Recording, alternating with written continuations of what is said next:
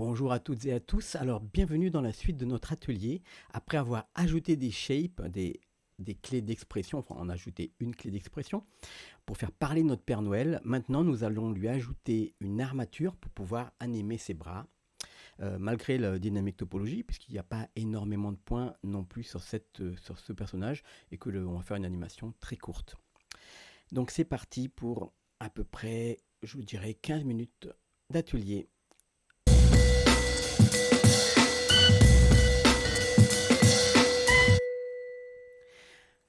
Alors nous revoilà donc avec notre personnage. Je vais me remettre en mode ici solide. Et vous allez entendre en musique de fond, vous allez entendre un petit son que j'ai rajouté pour couvrir les voitures. Et là, il y en a eu pas mal qui sont passés. Et donc pour couvrir le son des voitures et aussi le son de la forêt. Voilà, j'espère que vous apprécierez. Alors je vais isoler le corps du personnage et les mains. Également sa tête, j'appuie sur la touche slash. Voilà, comme ça je vais m'occuper de riguer cette partie-là. Je peux mettre ici en mode fil de fer ou en mode transparence ici. Je vais mettre en mode solide avec ici le petit, comment ça s'appelle, en toggle X-ray, voilà, en X-ray, en transparence X-ray. Donc là je vais poser mon curseur ici, je fais Shift A, Shift S, curseur to sélection. Donc mon curseur se trouve au centre ici et je vais ajouter maintenant un add armature. Je vais mettre un os simple, un simple bone comme ça.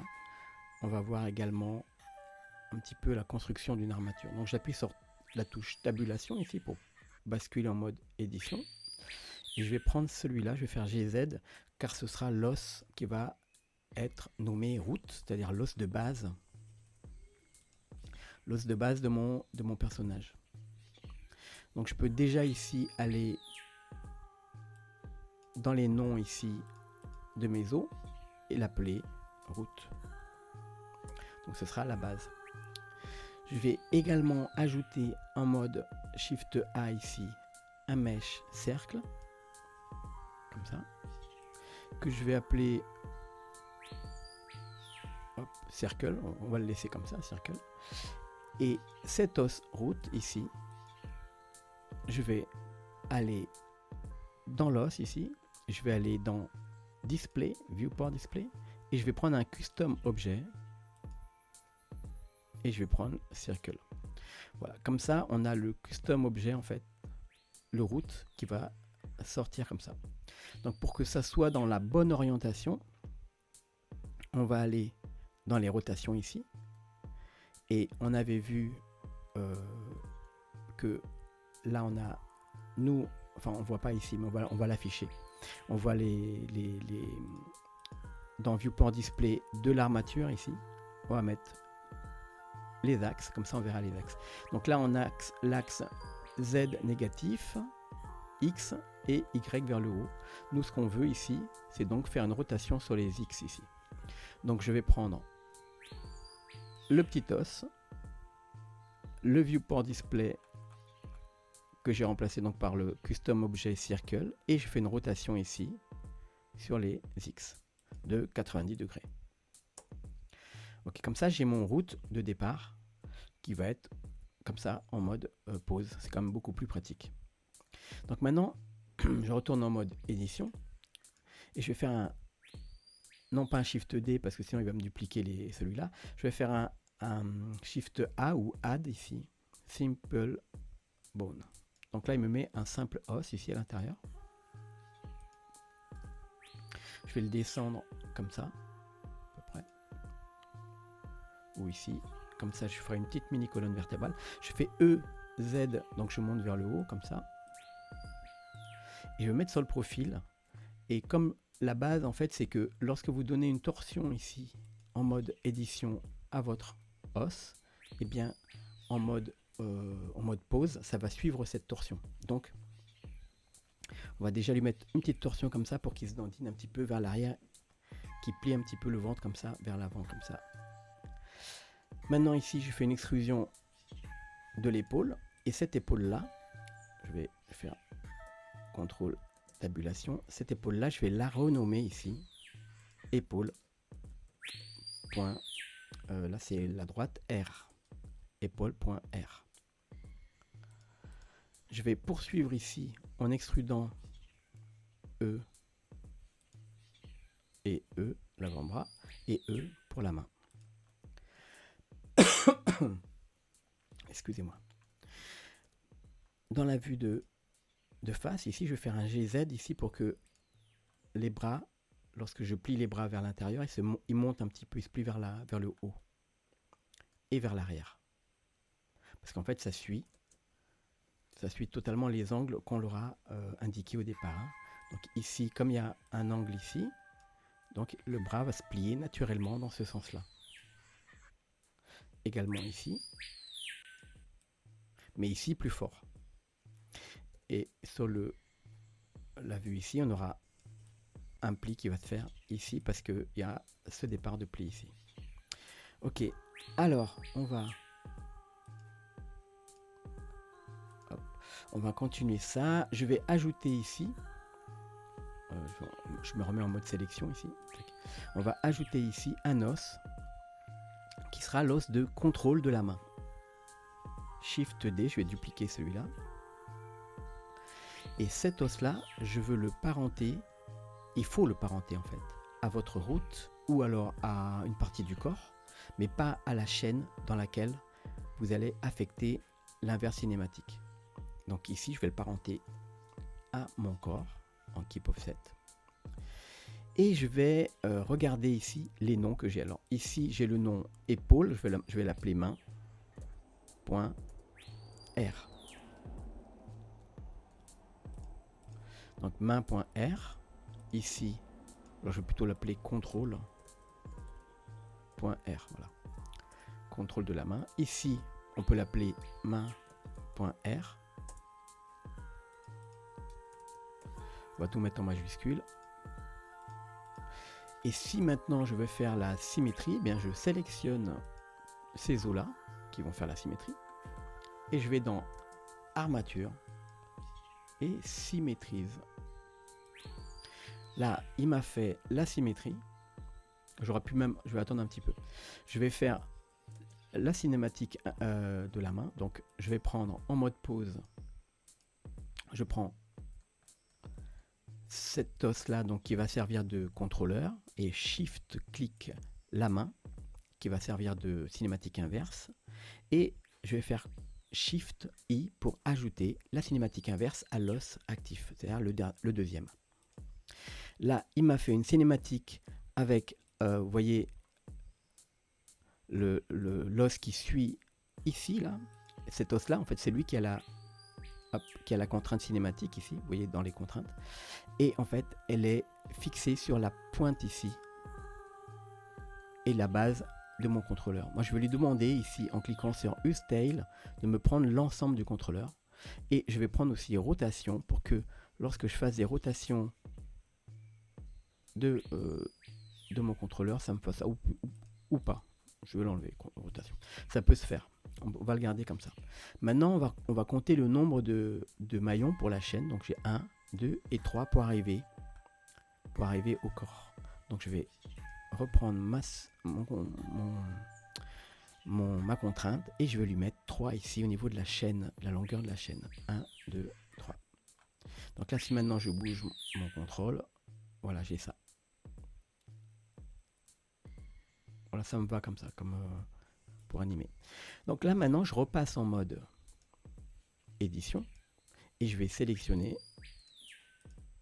tous ces os-là. Je fais un armature symétrise et je me retrouve avec la même armature et la symétrie. Et par contre, ici, vous avez déjà votre cinématique qui est bien paramétrée. Donc c'est super. Donc je fais A, sélectionne tout, je fais un Alt G pour mettre tout à 0, Alt R éventuellement. Mon armature ici, je vais faire un CTRL A en mode objet. CTRL A ici, un scale. Et on est bon. Alors maintenant, on va prendre les mains qui sont en miroir. Je vais me rebasculer ici. Et on va enlever le miroir. On a plusieurs moyens de faire. On peut enlever le miroir ou rendre les objets dans comment ça s'appelle ça, dans les relations. On peut les rendre réels.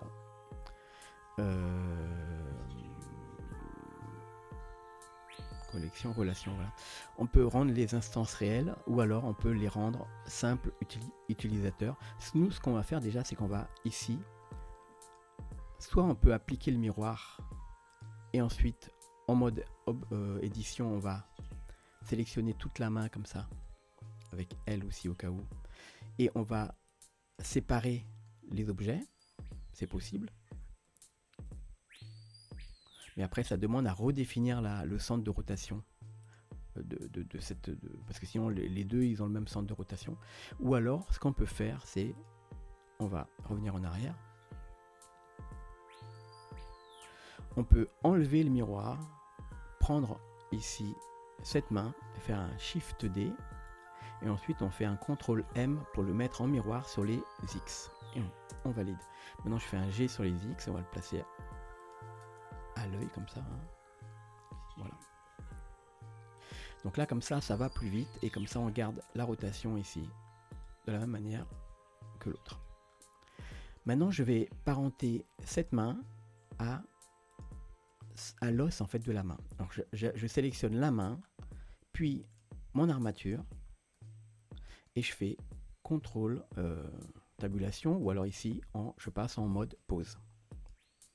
Je sélectionne la main qui est en jaune ici. Je fais CTRL P vers os car on veut que la main soit parentée directement à l'os. De la même manière, je repasse en mode objet. Je prends cette main, l'armature avec Shift, clic. Je rebascule en mode pause et je vais prendre cet os là et je fais un CTRL P vers l'os. Ok, maintenant je peux remettre le mode objet, resélectionner uniquement mon armature et repasser en mode pause avec CTRL tabulation par exemple. Et là, si je bouge, vous voyez que ça suit. Et si je fais des rotations, ah oui parce que je ne l'ai pas mis, si je fais des rotations de la main par exemple ici, j'ai des rotations. Ok. Alors maintenant, je vais parenter. Bon, ça me plaît assez bien. Il faudrait peut-être pouvoir bouger un petit peu la tête. Donc je vais rajouter ici, en mode édition, sur l'armature. Je vais prendre l'os à l'intérieur ici. Et je fais sélectionner la pointe ici. Voilà. Et je fais une extrusion avec E, Z pour le cou. Et puis E, Z pour jusqu'en haut de la tête comme ça. Maintenant, je peux faire la même chose avec la tête, c'est-à-dire que en mode objet, je prends la tête, je prends mon armature, je fais Shift, je fais CTRL tabulation et je sélectionne l'os de la tête et je fais CTRL P vers os, encore une fois, simplement os. Hein. Ok, maintenant pour récupérer, donc pour parenter toute ma toge ici, la tunique, je dois faire attention à plusieurs petites choses, dont la première c'est que mes os de contrôle et comme le route, ils doivent être en fait, ils doivent pas déformer mon maillage. Donc là je vais aller dans, non pas dans armature ici, mais dans les os, donc os par os, et vous voyez le petit bouton déforme, et bien vous le décochez pour le route, vous le décochez pour le contrôleur de la main, et vous le décochez pour le contrôleur de l'autre main. On pourrait y mettre on pourrait mettre ici un petit contrôleur pour la tête.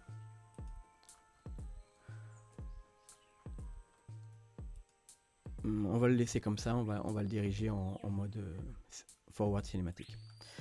Et on peut laisser comme ça donc. Alors maintenant, on va parenter la tunique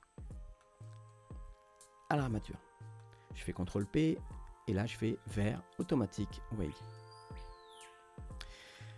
Tout s'est bien passé apparemment. Et si je bouge hop, le contrôleur de ma main, alors je vais me mettre ici en mode voilà comme ça. Si je bouge le contrôleur, eh bien vous voyez que ça fonctionne.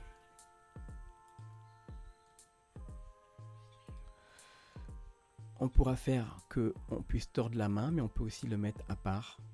Mais c'est vrai que ça va être peut-être plus rapide. Alors je reprends ici ma contrainte et j'appuie sur rotation ici. Comme ça, en même temps, on pourra faire des petites rotations, mais c'est un petit peu embêtant. Non, c'est pas génial. On pourra faire autrement. On va faire autrement. Donc là, j'enlève rotation. Et ce qu'on peut faire, c'est juste pour ici, on lui rajoute le fait de copier cette rotation. Donc, juste pour la main. Donc, je prends ma contrainte, je lui dis une contrainte rotation, et je vais faire le target, l'armature, et comme bones, eh bien, c'est le contrôleur de la main ici, main gauche. Donc là, maintenant, lorsque je fais des rotations de mon contrôleur, voilà, c'est beaucoup mieux. Donc là, je vais faire la même chose avec le côté droit. Hop. Je rajoute la contrainte rotation vers mon armature et ici vers le contrôleur de la main droite.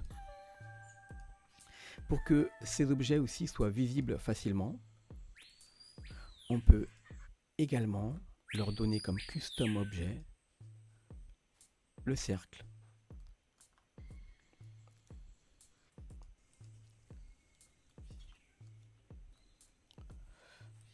Voilà, celui-là, je vais lui donner comme custom objet le cercle. Ensuite, le cercle, et celui-là aussi, on peut lui donner comme custom objet le cercle. Le cercle maintenant, ici, on va le mettre dans un calque, nouvelle collection, pardon, et on va appeler masque ou rebut, comme d'habitude. Alors, le calque de rebut, hop, ici, on va le rendre invisible au rendu, ici. Et même invisible à la vue, comme ça. Tac. Et voilà, on a terminé. Alors, bien sûr, on peut modifier ici la forme, l'emplacement de notre cercle, custom objet, en faisant par exemple ici une translation sur les Z. C'était le Y du bones, pardon. Donc, un scale, on sélectionne les trois, on change la taille. Et on peut même changer la taille, par exemple, juste sur les X comme ça pour faire un petit ovale avec le Shift maintenu. Et on va faire la même chose ici pour que les mains, le cercle soit orienté de la même manière plus ou moins. Donc là, c'est juste cosmétique. Donc je fais un déplacement sur les Y pour avancer. Et ici, je prends les trois. Hop, pardon. Je prends les trois et je mets par exemple 0,5. 0,5. Et une petite rotation ici, par exemple, sur les Y.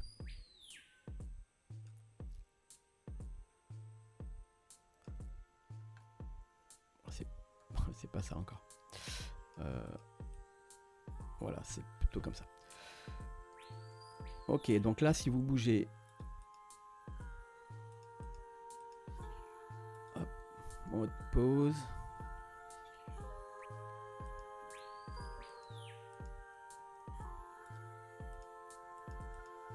Ah, j'ai inversé. Alors celui-là, il est bon. Voilà, donc vous avez vu comment on fait. Donc on fait une petite rotation et on va le déplacer sur les Y. Translation ici pour l'avancer un petit peu. Ok, donc là, c'est juste que c'est pas cet objet-là, mais l'autre objet